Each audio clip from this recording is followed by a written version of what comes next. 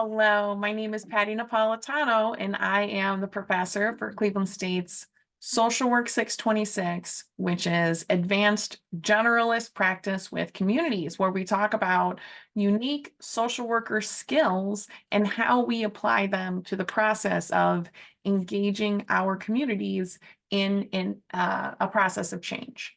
So engaging a community in a process of change is very different than publishing a strategic plan.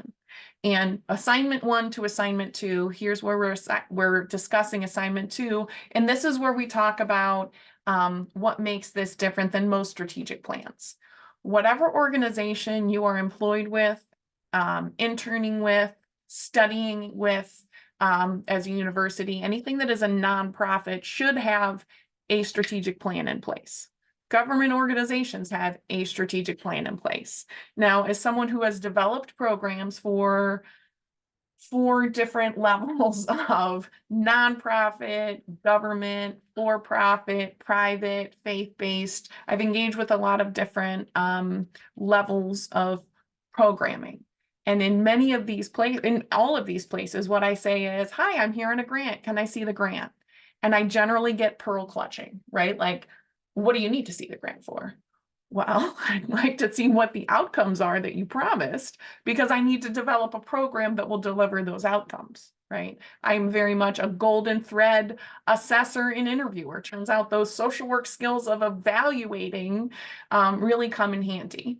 And so I have seen, like, I've had to go through many requests within an organization for people to admit there is a strategic plan, and then they pull it out and it's like this dusty old thing in a drawer that they did because they had a grant, right? So they had a grant for development to assess. They have to do it every 10 years as a part of something. Where strategic plans fail is that no one is assigned to carry out the activities, right? Or the people who are assigned have no investment. They really are not worried about what's going on. Why? Because we didn't seek their input from the very beginning. So what I'm asking you to do is very nitpicky, right? But it is the role of social workers. It is the role of social workers to engage with the community and say, we have a community policing problem. And do you know who's not sitting at the table? Social workers, police officers, and community members. Why are these people not at the table talking about solutions, talking about the strengths that they have, talking about what is working, talking about what could be working, talking about what they are invested in trying? Those conversations are not happening, right? Because they're waiting for you. So how do we do that? This course was initially written to go along program evaluation with the presumption that you're going to be able to just evaluate this whole community and have it tied up in a bow and present on it at the end of the semester. And from engaging community, you can do that, right? You can write a paper over the course of the semester and you can talk about what you would like to do. You just did that in assignment 1. Now in assignment 2, what I would like you to do is pick up the phone and talk to people in your community. So who these people are going to be. You're going to talk about who you want to seek interviews with. And when you think about who you want to seek interviews with, I'm going to refer you again back to, this is in, hold on. Well, let me show, I typed this out because I refer to it so often. It was a labor of love for you all. And I put it right in module 1 because I refer to it almost every week. So our example community description questions from pages 137 to 141, that's what I keep coming back to in opening, because I think it's a great list. I don't expect you to ask every single person every question on this list, because who would want to talk to you anymore? It's so many questions, right? But I want you to be thinking about, how would you ask this question with your community? I'm going to ask, I'm going to just pick one on here. Is adequate medical care available on a timely and affordable basis? I'm thinking of where I lived, which is Ward 11 in the city of Cleveland, and Donna Brady was our city council person for a very long time. And then Brian Mooney was ours for a short but illustrious time, and we really appreciated him. And now it's Brian Kelly. And those are the people who I might interview, because I and I would really encourage you guys to interview as any kind of city council person, because I want to hear what their answer is to this question.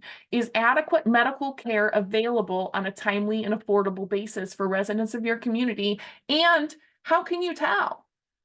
Right? I'm going to ask them that question. I might ask everyone who I talk to that question. So what if the next person I talk to is someone who is my state of Ohio representative who sits on the healthcare committee for the state of Ohio Senate? And I say, is adequate medical care available on a timely and affordable basis for constituents of your community?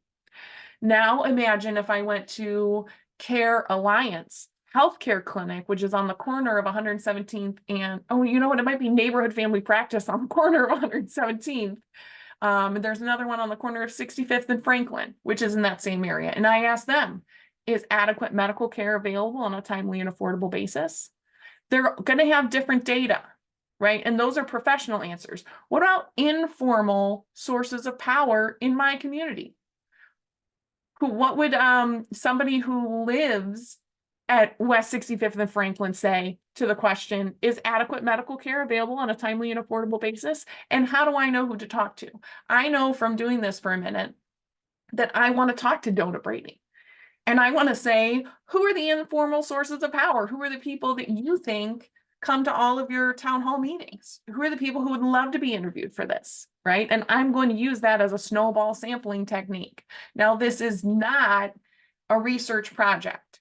You do not need to put this through an IRB. You do always need informed consent because you're operating as a social worker and you're comporting yourself as an agent of Cleveland State University.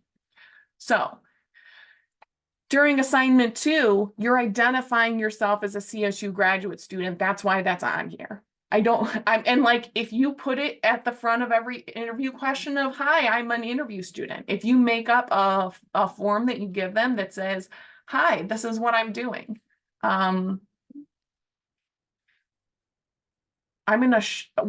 We have all kinds of consent forms that are in our course content folder, and I'm not going to go on the deep dive because I don't want to show you anything that's HIPAA or FERPA protected in my folder.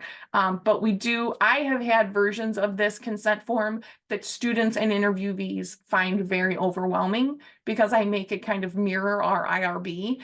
Anything that you put down that indicates I'm a student, this is for a project, I'm going to share this information, you understand that you can say no to any of these questions and you can end this interview at any time, and there's no problem with that. You understand I'm not paying you. These are the things you want to communicate so we can indicate upfront we were not falsely leading people on. That is the reason why we say please talk to me first, is we're trying to protect.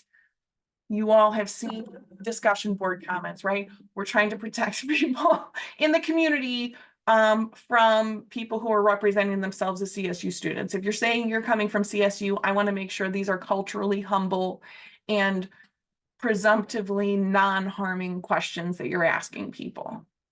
So that's assignment 2.